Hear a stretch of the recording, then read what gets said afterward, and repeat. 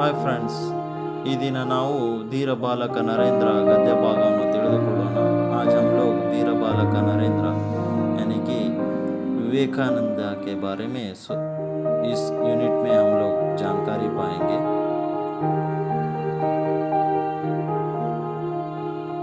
ಒಬ್ಬ ಬಾಲಕ ಕಣ್ಮುಚ್ಚಿ ಚಿಂತನೆ ಮಾಡುತ್ತಿದ್ದ। ಮೈ ಮೇಲೆ ಪರಿವಿರಲಿಲ್ಲ।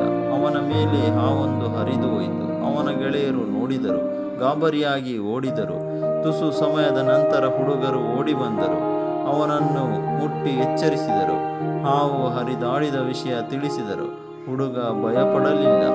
ಅವನು ಪ್ರಾಣಿಗಳು ತಂಟೆಗೆ ಹೋಗದಿದ್ದರೆ ಅವು ನಮ್ಮನ್ನು ಏನು ಮಾಡುವುದಿಲ್ಲ ಎಂದನು। ಒಬ್ಬ ಬಾಲಕ ಕಣ್ಮುಚ್ಚಿ ಚಿಂತನೆ ಮಾಡುತ್ತಿದ್ದ। ಚಿಂತನೆ ಮೀನ್ಸ್ ಸೋಚನಾ, ಥಾಟ್। ಮೈ ಮೇಲೆ ಪರಿವಿರಲಿಲ್ಲ, कुछ भी होश नहीं था, अनकॉन्शियस। ಅವನ ಮೇಲೆ ಹಾವೊಂದು ಹರಿದು ಹೋಯಿತು। उसके बॉडी के ऊपर एक सांप चला जाता है। ಅವನ ಗೆಳೆಯರು ನೋಡಿದರು। ये सांप जाते वक्त उसके दोस्त लोग देखते हैं, ಗಾಬರಿಯಾಗಿ ಓಡಿದರು। डर के मारे उधर से भाग जाते हैं। फ्रेंड्स, ತುಸು ಸಮಯದ ನಂತರ ಹುಡುಗರು ಓಡಿ ಬಂದರು। कुछ देर के बाद रिटर्न आ जाते हैं उसके पास। ಅವನನ್ನು ಮುಟ್ಟಿ ಎಚ್ಚರಿಸಿದರು और हिला के उसको, वो जो अनकॉन्शियस में पड़ा था उस लड़के को उठाते हैं हिलाकर। ಹಾವು ಹರಿದಾಡಿದ ವಿಷಯ ತಿಳಿಸಿದರು। जब उठने के बाद बोलते हैं तेरे बॉडी के ऊपर एक सांप चला गया। जब वो बोलता है ಪ್ರಾಣಿಗಳ ತಂಟೆಗೆ ಹೋಗದಿದ್ದರೆ ಅವು ನಮ್ಮನ್ನು ಏನು ಮಾಡುವುದಿಲ್ಲ। जानवर को सताए बिना वो कुछ नहीं कर, उसको सताए तो वो हम लोगों को नुकसान पहुंचाता है।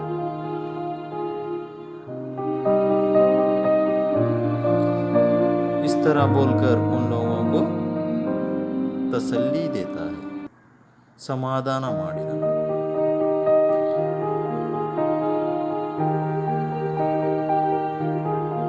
ಈ ಹುಡುಗನ ಮನೆಯ ಬಳಿ ಒಂದು ದೊಡ್ಡ ತೋಟವಿತ್ತು।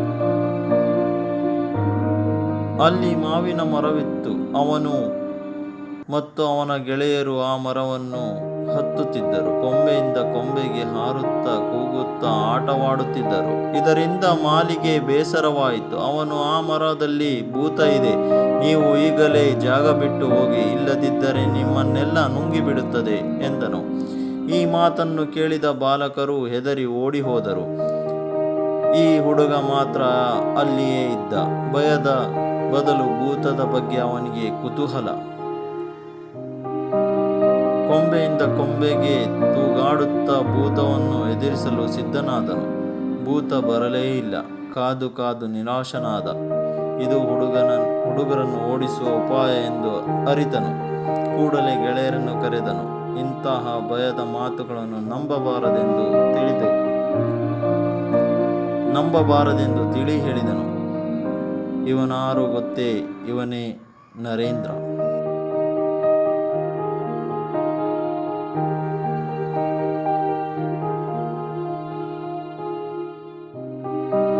ಈ ಹುಡುಗನ ಮನೆಯ ಬಳಿ ಒಂದು ದೊಡ್ಡ ತೋಟವಿತ್ತು। इस लड़के के घर के पास एक बहुत बड़ा बगीचा था। ಅಲ್ಲಿ ಮಾವಿನ ಮರವಿತ್ತು। ಎಸ್ಟೇಟ್, ಆಮ್ ಕಾ ಎಸ್ಟೇಟ್ ಥಾ। ಅವನು ಮತ್ತು ಅವನ ಗೆಳೆಯರು ಆ ಮರವನ್ನು ಹತ್ತುತ್ತಿದ್ದರು। वो और उसके दोस्त लोग उस पेड़ पर, आम के पेड़ पर, मैंगो ट्री पर चढ़ते थे और खेलते थे, कूदते थे। ಕೊಂಬೆಯಿಂದ ಕೊಂಬೆಗೆ, ಬ್ರಾಂಚ್ ಟು ಬ್ರಾಂಚ್, ಕೂಗುತ್ತಾ ಆಟವಾಡುತ್ತಿದ್ದರು। एक ढाली से दूसरी ढाली से हारुत्ता में जंपिंग, उस पेड़ के ऊपर खेल रहे थे। ಇದರಿಂದ ಮಾಲಿಗೆ ಬೇಸರವಾಯಿತು। माली मीन्स गार्डन, जो एस्टेट को रखवाली करने वाला, उसको बहुत ही फील होता है। ಬೇಸರವಾಯಿತು। ಅವನು, ಆ ಮರದಲ್ಲಿ ಭೂತ ಇದೆ, ನೀವು ಈಗಲೇ ಜಾಗ ಬಿಟ್ಟು ಹೋಗಿ, इस पेड़ पर बहुत बड़ा इस पेड़ पर बहुत बड़ा डेविल है, इसलिए इस पेड़ से निकल जाइए, इस जगह से निकल जाइए, बल्कि कौन बोलता है? The guard, the state guard. बगीचा जो रखवाली करने वाला बोल देता है, ಇಲ್ಲದಿದ್ದರೆ ನಿಮ್ಮನ್ನೆಲ್ಲ ನುಂಗಿ ಬಿಡುತ್ತದೆ, आप चले नहीं गए तो आप लोगों को खा जाएगा। ಈ ಮಾತನ್ನು ಕೇಳಿದ ಬಾಲಕರು ಹೆದರಿ ಓಡಿ ಹೋದರು। इस सेंटेंस को, इस बात को सुनकर बच्चे लोग भाग जाते हैं। ಈ ಹುಡುಗ ಮಾತ್ರ ಅಲ್ಲಿಯೇ ಇದ್ದ, ಮಗರ್ ये लड़का उधर ही था। ಭಯದ ಬದಲು ಭೂತದ ಬಗ್ಗೆ ಅವನಿಗೆ ಕುತೂಹಲ। वो डरा नहीं, he is not afraid, but curiosity बढ़ गया उसको। कुतूहला मीन्स क्यूरियासिटी, देखने का, किसको? डेविल को देखने का ಕ್ಯೂರಿಯಾಸಿಟಿ बढ़ गया। ಕೊಂಬೆಯಿಂದ ಕೊಂಬೆಗೆ ತೂಗಾಡುತ್ತಾ ಭೂತವನ್ನು ಎದುರಿಸಲು ಸಿದ್ಧನಾದನು। ಕೊಂಬೆಯಿಂದ ಕೊಂಬೆಗೆ, ब्रांच से ब्रांच, उसको ही जंप करते उस डेविल को देखने के लिए बहुत ही क्यूरियासिटी बन गया। भूत बरले ಇಲ್ಲ, आखिर में भी बहुत देर के बाद में ये डेविल नहीं आया। ಕಾದು ಕಾದು ನಿರಾಶನಾದ, ಇದು ಹುಡುಗರನ್ನು ಓಡಿಸಲು ಉಪಾಯ ಎಂದು ಅರಿತನು। ये बच्चों को भगाने के लिए जो गार्ड एक आइडिया, उपाय, सोच थी, उसकी आइडिया थी, प्लान थी, बोल के समझ में आ गया। ಕೂಡಲೇ ಗೆಳೆಯರನ್ನು ಕರೆದನು और दोस्तों को बुलाया। ಇಂತಹ ಭಯದ ಮಾತುಗಳನ್ನು ನಂಬಬಾರದೆಂದು ತಿಳಿ ಹೇಳಿದನು। इस तरह की डरपोक बात को हम लोग, इस तरह की बातों को हम लोग डरना नहीं है। ಇವನಾರು ಗೊತ್ತೇ? ಇವನೇ नरेंद्र। यही लड़का कौन है पता है? यही नरेंद्र, विवेकानंद।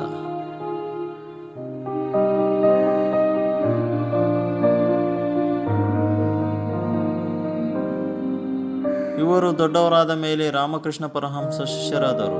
ಸ್ವಾಮಿ ವಿವೇಕಾನಂದ ಎಂದು ಅವರು ಹೆಸರಿಸಿದರು। ಇವರೊಮ್ಮೆ ಅಮೆರಿಕಾಗೆ ಹೋಗಿದ್ದರು।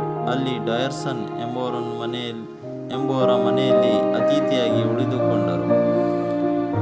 ಅವರ ಮನೆಯಲ್ಲಿ ಪುಸ್ತಕ ಓದುತ್ತಾ ಕುಳಿತಾಗ ಡಯರ್ಸನ್ ಬಂದರು।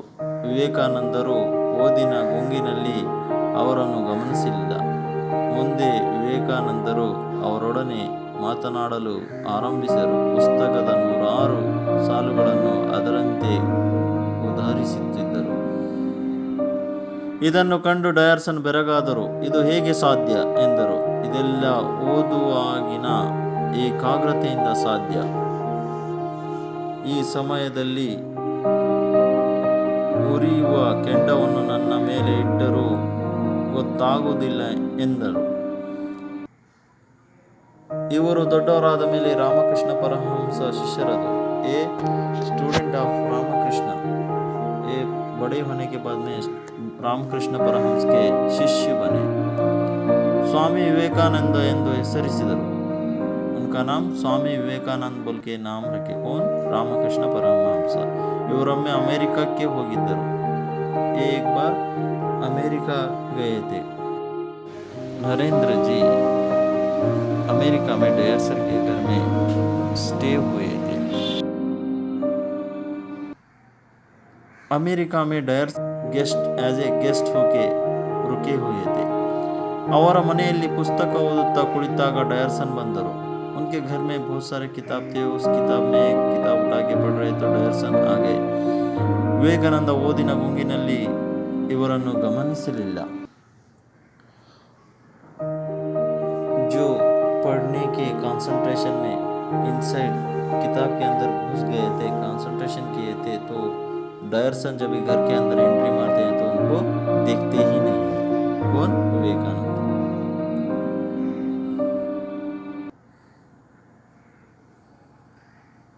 ಮುಂದೆ ವಿವೇಕಾನಂದರು ಅವರೊಡನೆ ಮಾತನಾಡಲು ಆರಂಭಿಸಿದರು। उसके बाद में देखते हैं और उनके साथ में बात करते हैं। ಪುಸ್ತಕದ 106 ಸಾಲುಗಳನ್ನು ಅದರಂತೆ उद्धरिಸುತ್ತಿದ್ದರು। वो जो मोटा किताब था उसके बहुत सारे 100 से ज़्यादा पेज एज इट इज़ जैसा था उसी तरह वो एग्ज़ाम बोल रहे थे। ಇದನ್ನು ಕಂಡು ಡयर्सन ಬೆರಗಾದರು. ये देख के डयर्सन बहुत शॉक होता है और ये कैसे हो सकता है जो किताब में एज इट इज है उस तरह बोल रहे हैं, जस्ट अभी पढ़े हुए. ಇವೆಲ್ಲ ಓದಿನ ಏಕಾಗ್ರತೆ, ये सभी कंसंट्रेशन, पढ़ने की कंसंट्रेशन से हो सकता है. ಏಕಾಗ್ರತೆ ಮೀನ್ಸ್ ಕಾನ್ಸಂಟ್ರೇಷನ್. ಈ ಸಮಯದಲ್ಲಿ ಉರಿಯುವ ಕೆಂಡ ನನ್ನ ಮೇಲೆ ಇಟ್ಟರೂ ಗೊತ್ತಾಗುವುದಿಲ್ಲ. उरियुव केंडा मीन्स लाइविंग कोल उसके हाथ में रखे तो भी समझ में नहीं आता क्योंकि उतना कंसंट्रेशन होता है पढ़ाई में. बोल के बोलते ಭಾರತಕ್ಕೆ ಬಂದ ಮೇಲೆ ಇವರು ದೇಶದ ತುಂಬ ಸುತ್ತಿದರು, ಜನರ ಕಷ್ಟ ಅರಿತರು. ಏಳಿ ಎದ್ದೇಳಿ ಎಚ್ಚರಗೊಳ್ಳಿ, ಗುರಿ ಮುಟ್ಟುವವರೆಗೆ ನಿಲ್ಲದಿರಿ, ಶಕ್ತಿಯೇ ಜೀವನ, ದೌರ್ಬಲ್ಯವೇ ಮರಣ ಎಂದು ಕರೆ ನೀಡಿದರು. ये इंडिया को आने के बाद में और यहाँ के मुश्किलात को देखकर इंसानों को एड़ी एद्देड़ी उठो, सो नहीं, जागते रहो. जब तक आपके गोल को नहीं पहुँचेंगे तब तक आप जागते रहो. शक्ति है जीवना, दौर्बल्यवे मरण. शक्ति the power of the it is a power and जिंदगी. दौर्बल्य डर जाना, यही एक डर जाना एक क्या है, मरण मीन्स डेथ ಎಂದು ಕರೆ ನೀಡಿದರು. ये इनका स्लोगन था, ये बोल रहे थे.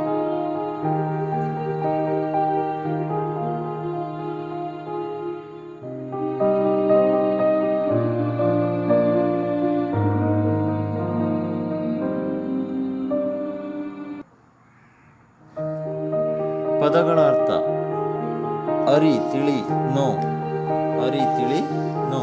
ಏಕಾಗ್ರತೆ ತದೇಕ ಚಿತ್ತತೆ ಕಾನ್ಸಂಟ್ರೇಷನ್, ಕುತೂಹಲ ತವಕ ತಿಳಿದುಕೊಳ್ಳುವ ಆಸಕ್ತಿ ಕ್ಯೂರಿಯಾಸಿಟಿ, ಗುಂಗು ತಲ್ಲೀನತೆ ಮುಳುಗುವಿಕೆ ಡ್ರೌವಿಂಗ್, ತಂಟೆ ಗೋಜು ಉಪದ್ರವ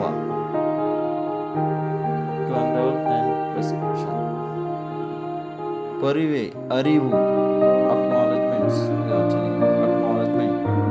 ಮಾಲಿ ತೋಟ ಕಾಯುವ ಗಾರ್ಡ್ ವಾಚ್ಮ್ಯಾನ್ ಇಟ್ ಈಸ್, ಉಪಾಯ ಯುಕ್ತಿ ಐಡಿಯಾ ಪ್ಲ್ಯಾನ್, ಕೆಂಡ ಉರಿಯುತ್ತಿರುವ ಇದ್ದರು ಲೈವ್ ಕೋಲ್, ಗಮನಿಸು ಲಕ್ಷಿಸು ಕಾನ್ಸಂಟ್ರೇಷನ್, ಚಿಂತನೆ ಯೋಚನೆ ಧ್ಯಾನ ಥಾಟ್, ದೌರ್ಬಲ್ಯ ಬಲಹೀನವಾದ ವೀಕ್ನೆಸ್, ಬೆರಗು ಆಶ್ಚರ್ಯಪಡು ಅಮೇಜ್ಮೆಂಟ್, ಸಿದ್ಧ ಸಮರ್ಥ ready. Thank you for watching this video. I think